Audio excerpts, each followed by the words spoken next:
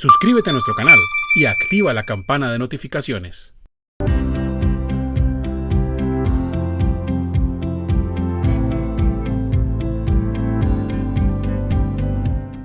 ¿Cuál es el rol del representante legal, el contador público y el revisor fiscal frente a la presentación de los estados financieros ante la Superintendencia de Sociedades? ¿Cuál es el rol? ¿Cuál es mi responsabilidad? Entonces, les voy a contar cuáles son las responsabilidades ante estos informes. La primera es la responsabilidad del envío. La responsabilidad del envío es de los administradores. Obviamente que los administradores delegarán esas funciones. Porque recuerde que las funciones se delegan, pero no las responsabilidades. Pues, entonces la responsabilidad siempre será del representante legal. Pues, bueno, no del representante legal, en general, digamos, de los administradores. ¿Quién es el administrador? El administrador puede ser, de acuerdo con el artículo 22 de la ley 222 de 1995, puede ser un representante legal, puede ser un liquidador, puede ser los miembros de la junta directiva, ellos son los responsables, o de los consejos directivos o similares, según se establezcan en los estatutos, o incluso pueden ser los contratos de mandato, los mandantes, ¿sí? Como pasa en el caso del denominado factor. ¿Quién es el factor? Por ahí el artículo, bueno, se me va el artículo ahorita del Código de Comercio, 1135 quizás, que nos habla del factor comercial, que es el que administra un establecimiento de comercio por medio de un contrato de mandato que se llama el contrato de reposición. Es un contrato de mandato especial que le dice que él puede ejercer una cantidad de actividades siempre a nombre del mandante, ¿sí? Siempre a nombre del mandante, y este mandatario, perdón, es el que va siempre a nombre de él y siempre actuando por poder a hacer unas actividades. Entonces, pues ese era el responsable. Bueno, o sea, hay muchos tipos de administradores. ¿Cuál es la responsabilidad del revisor fiscal? El revisor fiscal no fue así parte. Y la circular claramente dice, la circular de reporte de estado financiero de las supersociedades dice claramente que la responsabilidad sigue siendo de los administradores. Pero yo sí tengo como revisor fiscal unas responsabilidades en mi criterio. La primera es la función de advertencia. La función de advertencia es decirle a la empresa, oiga, de acuerdo pues con el modelo integral de revisoría fiscal, porque si nos vamos a un modelo más de auditoría financiera, muchos van a decir, no, Juan Fernando ahí está equivocado, porque recuerde que el modelo de NIF, nosotros hablamos siempre de una auditoría posterior y selectiva. Entonces, pues yo no tengo por qué estar advirtiendo estas cosas, pero digamos que por lo menos donde nosotros somos revisores fiscales, yo por ejemplo soy revisor fiscal de la compañía Origar Urrutia hace ya algún tiempo, hace no sé, 3, 4 años, quizás, uno siempre, y en varias empresas donde somos revisores fiscales aquí en Global Contable, siempre tratamos de ayudarles. Uno ahí tiene que ser muy cuidadoso por el tema que uno no puede ser juez y parte, pero uno siempre tiene que tratar de ayudar. Siempre en las revisorías fiscales que tenemos decimos, mire, a mí me conviene hasta ayudarle, casi que darle una asesoría, porque si yo lo hago así, yo mismo me estoy protegiendo. Entonces, por eso muchas empresas de las que nosotros somos revisores nos dicen, no, es que ustedes nos terminan asesorando hasta en temas tributarios. Yo le digo, así, claro, uno muchas cosas no las deja por escrito, pues que yo le diga, no, mira, trate ese IVA de esta manera. No, porque pues luego puede haber líos, pero sí tratamos de ayudar lo más que se puede decirle, no, mire, yo creo que de pronto es mejor que lo hagas por este lado, por lo menos le digo verbal. Y de pronto poniendo el equipo también tributario para tratar de ayudarles precisamente por eso, porque uno debe hacer una función de advertencia, ¿sí? Otra cosa importante es revisar que no se cometan los errores más comunes en el reporte. En una pregunta anterior que nos hicieron era cuáles son los errores más frecuentes que se cometen en el reporte de la super. Entonces ahí se los dejo en pantalla, no voy a hablar de ellos porque ya había hablado en una pregunta anterior, es que cada pregunta de estas queda en un video independiente, pero se los dejo ahí listados. No cometa los errores que están ahí listados, ¿sí? Tenga cuidado. Entonces uno como revisor fiscal siempre trata de advertirle a la empresa, decirle, oiga, venga, tenga cuidado con estos plazos, tenga cuidado con los informes, los anexos, ¿sí? Porque es que es preocupante que luego le llegue una sanción de 40, 50 millones de pesos como lo vimos ahí. Si usted le da clic ahí, en la diapositiva, él le muestra la sanción que ya le había dicho, que a una empresa, por unos errores, nada más de equivocarse en el punto de entrada, la sanción le valió, ¿cuánto fue que dijimos que le había valido? Le había costado, mire, le costó 40 millones de pesos, creo que estaba por aquí. Entonces yo tengo que ser muy cuidadoso con una resolución sanción de estas, donde me están diciendo, oiga, ¿sabe que le toca pagar 40.974.957? porque usted no tuvo en cuenta unos errores. Entonces uno como revisor fiscal no debe ser meramente el revisor policía. El revisor policía es aquel que está siempre pendiente de qué errores comete la empresa para ir, no, yo creo que eso está mandado a recoger.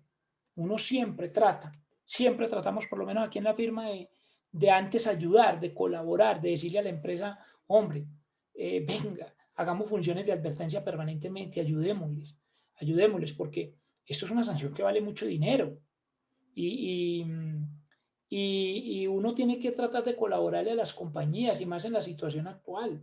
Y siempre hay que ayudarle a la compañía. Entonces, les digo aquí, mucho cuidado con esos errores porque valen mucho dinero. Yo como revisor fiscal siempre les recomiendo, en lugar de usted estarle diciendo a una empresa que le vaya y le ponga nota a los estados financieros cada mes, cosa que ni siquiera la ni lo piden, y complicándolos, haciéndoles valorar hasta papeleras de baño, complicándolas con cosas inmateriales como traer a valor presente una cuenta por cobrar a empleados, en lugar de meterle tantas cosas de NIF que no le aplican porque son compañías pequeñas y familiares, o así no sean pequeñas, pero son familiares, hombre, ayúdele con estos temas, hágale función de advertencia a la compañía, preocúpese por estos temas. ¿Y cuáles son? Bueno, ahí están los errores más comunes, yo no sé para qué me volví, ahí estaban listados. ¿Y cuáles son las responsabilidades de los contadores? Mire, en cuanto a las responsabilidades de los contadores, yo con mi experiencia de más de 20 años en estos temas contables y tributarios, ¿qué les digo? Lo primero, respecto a los contadores independientes, mis colegas, los contadores independientes, dejen claro en el contrato si es o no es su responsabilidad hacer este informe del reporte a la Superintendencia de Sociedades. Porque no hacer el reporte o hacerlo mal genera unas sanciones. Y a pesar de que la circular dice que eso es responsabilidad de los administradores, pues ellos nunca van a ir a hacer las políticas contables, ellos siempre delegarán esas funciones. Entonces, ¿qué pasa? Que cuando hay este tipo de sanciones, siempre termina eso en una queja en la Junta Central de Contadores, o no siempre, pero en muchos casos. Entonces, ante la Junta Central de Contadores, lo que importa es que las obligaciones de exógena, de declaraciones y reportes estén claras en el contrato. Sí, las sanciones no se subsanan, las sanciones ante la superintendencia no se subsanan por las omisiones que cometen las empresas ante sus subordinados. Es decir, yo no le puedo ir a decir a las supersociedades, no, mira, lo que pasa es que yo me equivoqué en este bendito reporte de las supersociedades, pero eso fue responsabilidad de mi contador. De la supersociedad le va a decir, yo lo siento mucho, si usted tiene problemas con su contador, denúncielo en la Junta Central de Contadores, pero la sanción va porque va. Entonces, por eso muchas empresas terminan haciendo denuncias y eso es un desgaste en la Junta Central de Contadores. Pues yo me imagino que eso es un desgaste allá. Yo no conozco mucho de la Junta Central, pero pues con los temas que he tenido, uno le toca acercarse, ¿no? Por ejemplo, en mi caso, que afortunadamente yo tuve por ahí un caso que salió a mi favor, porque la Junta falló a mi favor un tema, pero yo me di cuenta que ellos a veces se desgastan con unos temas que uno dice, eso no vale ni la pena ponerlo allá, pero, pero el cuánto le vale al contador, le vale dinero, le vale tiempo, entonces yo le digo, pues igual, Dios es el que ve las cosas y hay gente que lo hace de buena fe y dice, hombre, mire, yo no tuve la culpa, ¿verdad? Que yo, bueno, pero mira el problema en que te metiste. Por un tema de no dejar claro el contrato. Y si estamos hablando de otro tipo de contadores, no solamente los independientes, sino los independientes y los demás, mucho cuidado con la certificación de los estados financieros.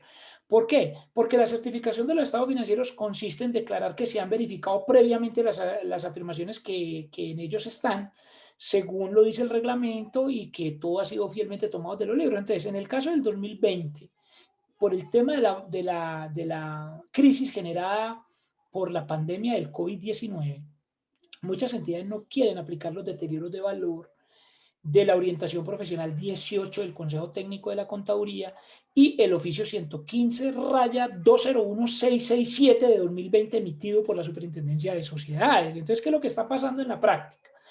Por ejemplo, muchos contadores van y certifican y firman esos estados financieros así como así, y luego cuando hay problemas la Superintendencia de Sociedades puede compulsarle copias a usted ante la Junta Central de Contadores o lo puede investigar por sus funciones jurisdiccionales, porque por ejemplo, muchos contadores van firmando y saben que la empresa no quiere reconocer los deterioros de valor de cuentas por cobrar, que en ocasiones usan la fiscal. Hay veces que me dicen, no, es que en esa empresa ponemos el mismo deterioro fiscal. Ay, Dios mío. Entonces usted está fuera de NIF, pero hace rato. Y dice, ahí sí no aplican la NIF, porque eso sí, Póngale cuidado que aquí las empresas les encanta valorar, pero cuando usted les habla de deterioro, eso sí no les gusta, porque a los gerentes les gusta valorar los activos, poner vidas útiles demasiado largas. Por ahí había una empresa que tenía edificios a 90 años, claro, para inflar las utilidades, pero vaya, hábleles de deterioro de valor y verá que si no lo quieren reconocer. El 2, cambios necesarios en políticas contables. Ahorita en este cierre 2020 es muy especial. Yo se los he dicho en los cursos que yo he hecho de cierre contable y fiscal. Oiga, tenga cuidado, mire bien sus políticas contables. Mire, por ejemplo, como la depreciación de las valorizaciones. Hay gente que está depreciando y es que los avalúos. Ya enseguida les hago un ejercicio, si nos da el tiempo, poner vidas útiles demasiado largas. Y bueno, ponerse a valorar un mundo de cosas. Es decir, hombre, si yo sé que en el año 2020 mis ingresos van bajando, quiere decir que no es cierto que mis activos tengan que estar valorados, porque es que la valoración de los activos no es porque usted los vaya a vender, cuánto valen en el mercado, sino los flujos futuros de efectivo que representan esos activos. El 3, la depreciación de bienes no usados durante la pandemia y la depreciación de los avalúos, como se los decía, que es opcional. Voy a hacer un ejercicio 2 aquí rápidamente, muy rápidamente. Este es un tema que yo traté en el cierre contable y fiscal. Eh, bueno, ya se terminó las fechas para hacer otra vez otro seminario de cierre contable y fiscal. Yo le estaba proponiendo a Actualices hacer un curso de 8 horas de eso. Pues que hicimos uno que era como particionado y no fue muy bien y excelente, sino que no sé si hay todavía gente interesada en un curso de cierre contable y fiscal porque no los haya hecho. Pero si alguna cosa igual, nosotros tenemos un grupo de estudios tributarios, que lo recomiendo, usted lo busca como grupo de estudios tributarios y contables de Colombia, donde de pronto también vamos a tratar el tema, porque creo que todavía hay gente sobre todo pymes, que todavía están haciendo cierres y que todavía les sería bueno hablar sobre unos temas de cierre. Bueno, aquí en la pantalla les voy a poner el caso de los activos no usados. En la pandemia puede ser que usted haya tenido activos no usados. Esto es una de las cosas que usted tiene que fijar para que el reporte de la superintendencia le quede de verdad bueno, que usted no se ponga a firmar, a certificar estados financieros por certificarlos. Por ejemplo, dice aquí, ¿cuál es el problema? Las NIF dicen que los activos no usados se siguen depreciando para poder estimar el desgaste por el paso del tiempo. Eso lo dice la NIF. Pero fiscalmente, el artículo 128 del Estatuto Tributario le dice que, que esa depreciación no es deducible porque no generó ingresos. Y ya la DIAN tiene eso en programas de fiscalización. Entonces, le pongo un ejemplo sencillo. Una empresa de transporte aquí en Bogotá tiene más o menos 600 buses. Y esos 600 buses con eso transportan niños a los colegios. Y los colegios pues están cerrados por la pandemia. Entonces ellos decían, si nosotros aplicamos la NIF este año, nos vamos a quebrar. Y yo les decía, ¿por qué? Porque claro, al depreciar 600 buses sin ingresos, gravísimo, porque no tienes ingresos, tienes los gastos de depreciación de los 600 buses según la NIF, y además no te los van a dejar deducir, pues te vas a quebrar. Entonces ahí en pantalla yo les dejo un ejercicio, no lo voy a hacer todo, pero simplemente les digo que ustedes tienen 3 posibilidades. Una es cambiar el método de línea recta por el de unidades de producción. Entonces yo tengo que mirar, porque por ejemplo las empresas, por ahí por ejemplo creo que está conectado mi amigo Charles Molina de la empresa Espumados S.A., que es una empresa que asesoré hace poco, donde me llamaron, bueno, el año pasado, y una de las decisiones que tomamos fue cambiar el método de línea recta al de unidades de producción, porque la NIT te dice que si cambias al de unidades de producción, no tienes que depreciar las máquinas que no estés usando. Entonces, claro, si yo en el año 2020 no usé las máquinas o los vehículos, pues entonces no llevo la depreciación del año 2020. Yo puedo decir que para ese caso, para esos vehículos o para esas máquinas, aplico el método de unidades de producción. Entonces me evito reconocer o registrar esa depreciación del año 2020, sobre todo de los meses en que los activos no fueron usados o fueron subutilizados. No tengo que hacerlo retroactivo, eso lo dice el concepto 849 de 2020 del Consejo Técnico, esa es una opción. La segunda opción es, no, si a usted no le aplica unidades de producción, porque usted lo que es una empresa de servicios, por ejemplo, una empresa de abogados que tuvo que cerrar sus oficinas, la gente está trabajando desde las casas, la DIAN le puede poner problema porque no le va a dejar deducir la depreciación de las oficinas, conforme al artículo 128. Entonces usted puede decir, bueno, si yo hago el punto 2, es que la NIC 1 en el párrafo 20C y la NIC PYMES párrafo 3.5C me dice que yo me puedo apartar de la NIF en ese punto de la depreciación siempre y cuando lo revele. Entonces mucha gente está diciendo, sí, yo voy a incumplir la NIF en ese punto y lo revelo porque hay casos donde muchas empresas les ha ido muy mal. Por ejemplo, empresas de restaurantes. tienen un restaurante, tuvieron que cerrarlo casi todo el año, no tuvieron casi ingresos y la sola depreciación puede comerle las utilidades. Las pocas utilidades, o hemos dicho, le puede dar pérdida y eso lo puede llevar a una quiebra. Miren que precisamente la ley de emprendimiento, la nueva ley creo, ¿cuál es el número de la ley de emprendimiento? La 2069. Bueno, ahorita me da el número de la ley de emprendimiento, ustedes lo buscan como ley de emprendimiento. Una de las cosas que está cambiando el gobierno es el problema de las pérdidas recurrentes por el análisis de empresa en marcha.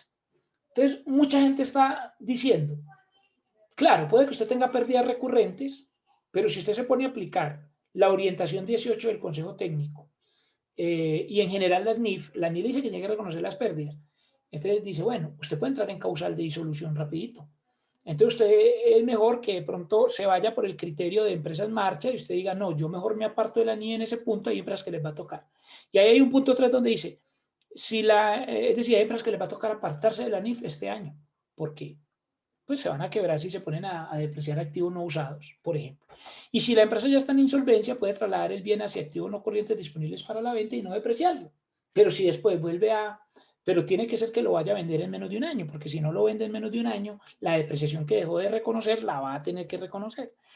Y por eso es que, por ejemplo, la NIM me dice que los activos en bodega deben depreciarse. Por ejemplo, cuando usted compra un activo y lo tiene en bodega y lo va a empezar a usar dentro de 6 meses, usted debe empezar a depreciarlo de una vez, según la NIM. Pero mucha gente está diciendo, no, yo eso no lo voy a hacer porque yo no cotizo en la bolsa. A mí realmente no es que me aplicaran la NIM, yo soy una empresa familiar, pero pues ya que las tengo que aplicar, que es lo mejor, aplicarlas, pero hay cosas donde uno tiene que apartar. Y hay otro ejemplo final y es una recomendación que les voy a hacer para finalizar. Yo no soy quien para recomendarle nada, pero le voy a hacer le voy a contar algo de mi experiencia. No deprecie los avalúos de inmuebles, porque la NIM no lo recomienda, ni 16 párrafo 54. ¿Por qué? Porque el avalúo es el mismo valor residual hablando de inmuebles. ¿Y por qué? Y porque eso le reduce gravemente las utilidades con gastos no deducibles conforme al artículo 289, numeral 4. Te le voy a poner un caso que es el de la Universidad Jorge Tadeo Lozano. La Universidad Jorge Tadeo Lozano, voy a suponer que valoró los edificios en 30.000 millones de pesos en el ESFA y empezó nuevamente a depreciar eso. O sea, estaban totalmente depreciados, supóngase, y lo volvió a valorar y lo empezó a depreciar. Entonces nos llamaron a nosotros y nos dijeron, oiga, la nueva depreciación nos está generando gastos no deducibles de 600 millones. Es un supuesto las cifras. Pero efectivamente nos llamaron a ver qué hacíamos. Y como los ingresos se han bajado, incluso antes del COVID, por la alta deserción que han presentado las universidades, las utilidades comerciales pueden llegar a ser incluso negativas. Entonces usted quiebra esa universidad. O el caso real 2, voy a suponer que el Hotel Casino X de Cúcuta, voy a suponer, es un supuesto, no estoy diciendo que sea exactamente el hotel, yo lo quise llamar Casino X de Cúcuta, valoró un edificio en 10.000 millones en el ESFA y lo empezó a depreciar nuevamente en 50 años. Entonces, claro, la depreciación nueva le va a generar gastos de 200 millones de pesos no deducibles conforme al artículo 289.4 y como los ingresos se bajaron por la migración venezolana y luego por el COVID, las utilidades comerciales pueden llegar a ser incluso negativas. Entonces yo les digo, tengan cuidado con eso, si hay que cambiar políticas contables, mi responsabilidad ante este informe de las supersociedades es muy especial, yo no puedo ir firmando por firmar. Y el último caso que les pongo es que las NIM no permiten que empresas de servicios públicos domiciliarios valoren bienes afectos al servicio, como las redes de gas, acueducto o redes eléctricas. Si usted mira el párrafo D8B de la NIF 1 y el párrafo 3510M de la NIF PYME, dice que no se ponga a valorar eso. ¿Por qué? Porque en ese caso se toma el mismo valúo local permitido por las comisiones de regulación de agua potable, de gas, de agua potable o pues la CRA o la CREG. ¿Sí? Especialmente porque si usted se pone a valorar bienes afectos al servicio y los empieza a depreciar nuevamente, genera nuevos gastos no deducibles, eso le baja las utilidades sin poder aumentar los ingresos. ¿Por qué? Porque las empresas de servicios públicos domiciliarios tienen tarifa regulada. Entonces, por eso es que los gastos por la depreciación nueva, si usted se pone a valorar, por ejemplo, una red eléctrica o una red de gas, esos gastos por la depreciación nueva no son remunerados por la tarifa. Es decir, usted no se los puede cobrar al usuario. Entonces, claro, usted se pone vende por el mismo precio. Es más, ahora la gente no le está pagando porque las empresas de servicios públicos han visto que se les ha aumentado la cartera y los riesgos de cartera.